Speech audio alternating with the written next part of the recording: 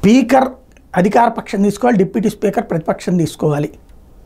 ఈ సంప్రదాయం వద్దన్నందుకు మేము పోటీ చేస్తాం, మా తరపున పెడతాం పోటీకి. ఇది రాహుల్ గాంధీ మాట్లాడిన మాట. ఏ రాజ్యాంగంలో రాశారు ఇది? అదే సందర్భంలో ఇంతకుముందు భారతదేశపు ప్రభుత్వమే కదా కాంగ్రెస్ పార్టీ నడిపింది.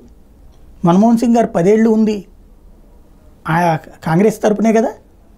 అలాగే అప్పుడు కాంగ్రెస్ కీలక నేత రాహుల్ గాంధీనే కదా, అధ్యక్షుడిగా కూడా ఉన్నారు కదా.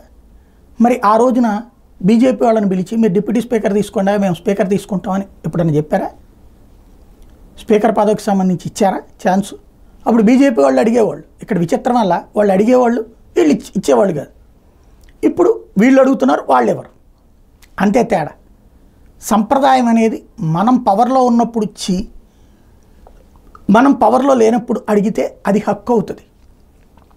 బాధ్యతగా మనం పవర్లో ఉన్నప్పుడు మనం చేసేది బాధ్యత.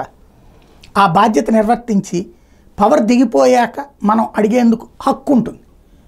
పవర్లో ఉన్నప్పుడు మనం చెయ్యకుండా పవర్ దిగిపోయాక హక్కుల గురించి మాట్లాడితే బాధ్యతలు మర్చిన వాడికి హక్కులు అడిగేటటువంటి అధికారం ఉండదు. అది మర్చిపోతున్నారు రాహుల్ గాంధీ.